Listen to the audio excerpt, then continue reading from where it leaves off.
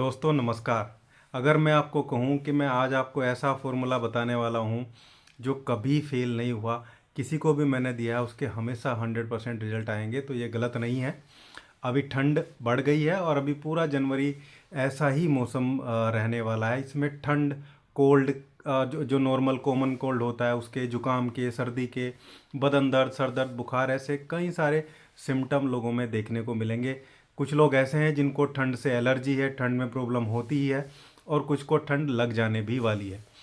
इन सभी स्थिति से निपटने के लिए ये बहुत अच्छा फॉर्मूला है जो आज मैं आप लोगों को बताऊंगा। चलिए वीडियो स्टार्ट करते हैं।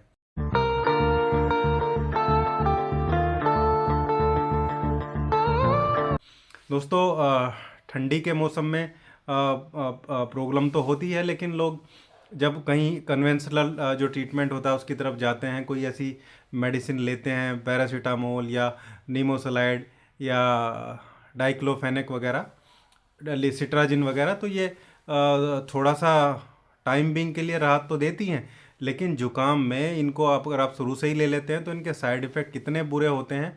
एक तो कई बार स्थिति इतनी ख़राब हो जाती है कि सांस लेना दूभर हो जाता है, गले में बलगम अटक जाता है, छाती में बलगम जम जाता है, लगातार खांसी बनी रहती है, और फिर ये जुकाम जो 3 दिन में ठीक हो जाना चाहिए था, ये 15-20 दिन तक खिंच जाता है। जो फॉर्मूला मैं बताने वाला हूँ उसको अगर आप यूज़ करते हैं तो सुबह से शाम तक ही आप ये पाएंगे कि आप ठीक हो गए।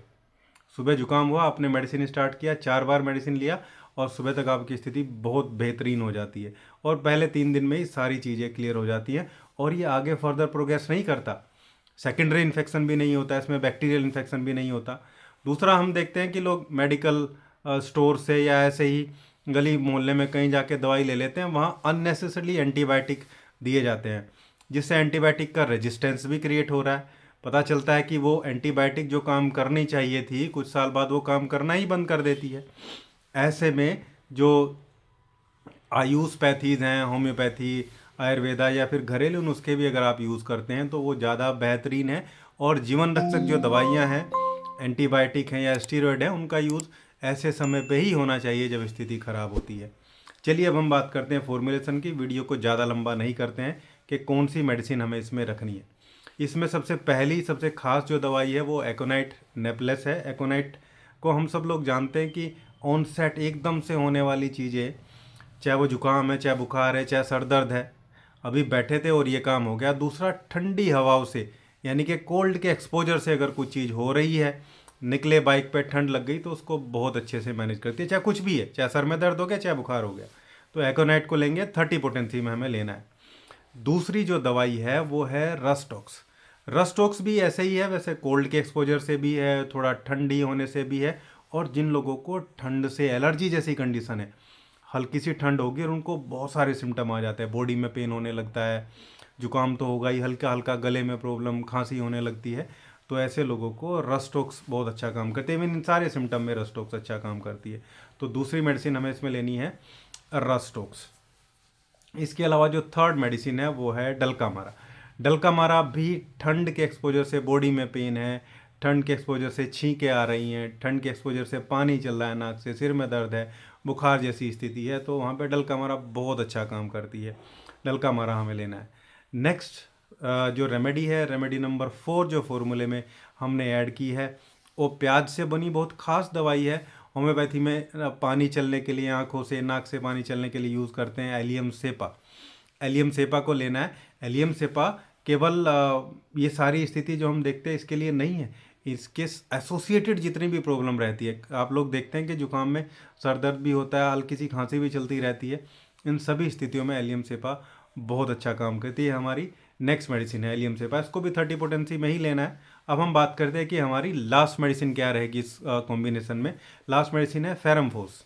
हालांकि फेरमफोस को हम ज़्यादातर यूज़ करते हैं बायोकेमिक जो फॉर्मुलेशन होता है उसमें, जिसमें टैबलेट आती हैं 3x में, 6x में, 12x में, लेकिन यहाँ अपना कॉम्बिनेशन हमने पोटेंसी में बनाया है, तो हम इसको पोटेंसी में ही यूज़ करेंगे, डाइल्यूशन मेथड में ही यूज़ करेंगे।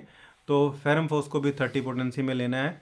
इसके, ये फीवर की बहुत अच्छी दवाई है, जुकाम, सर दर्द, सर्दी, लेकिन इनके एसोसिएटेड अगर बुखार रहे, चाहे वो नया बुखार है चाहे पुराना, लेकिन फिलहाल आज हम नए की बात कर रहे हैं, तो फेरमफोर्स बहुत अच्छा काम करता है। थोड़ी बहुत घबराहट भी अगर लगी रहती है, जुकाम में हो जाता है ऐसा, हम देखते हैं थोड़ा सा बेचैनी जैसी स्थिति रहती है, बेचैनी पे हालांकि रस्टॉक्स भी अच्छा काम करती है, लेकिन फेरमफोर्स यहाँ पे बहुत अच्छे रिजल्ट आपको निकाल के देती है। इन पांचों दवाइयों को आपको आपस में मिक्स कर लेना है 30 पोटेंसी में, और जैसे ही जुकाम हुआ वैसे ही 4 बूंदें 1-2 चम्मच पानी में डाल के इसकी ले लीजिए। हर 2 घंटे बाद इसकी डोज रिपीट करिए। फर्स्ट डे पे, पहले दिन आप देखेंगे रात तक स्थिति बहुत सामान्य हो जाएगी।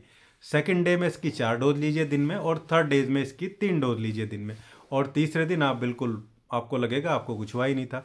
ना कोई कॉम्प्लिकेशन जनरेट होगा, ना कोई ऐसी स्थिति बनेगी कि भाई आपको फीवर हो गया या आप खांसी की तरफ बढ़ गए। नहीं तो ज़्यादातर स्थिति में हम देखते हैं कि लोगों को कफ हो जाता है, खांसी हो जाती है बाद में, या बुखार हो जाता है, फिर 3-4 दिन बुखार चलता है। ऐसा कुछ नहीं होगा। दूसरा, इस कॉम्बिनेशन को लेने से आपकी इम्यूनिटी पे कोई फ़र्क नहीं पड़ेगा, कोई सप्रेशन नहीं आएगा, कोई साइड इफ़ेक्ट नहीं है। कितनी बार भी जुकाम है साल भर में उतनी बार ले सकते हैं, कोई रेजिस्टेंस क्रिएट नहीं होगा। तो ये था हमारा आज का खास फार्मूला जो कभी फेल नहीं होता है, कोल्ड का फार्मूला, कोल्डरिन हमने इसको नाम दिया है। कोल्डरिन फार्मूले को आप लोग यूज़ करिए और मुझे रिजल्ट ज़रूर बताइएगा। Thank you.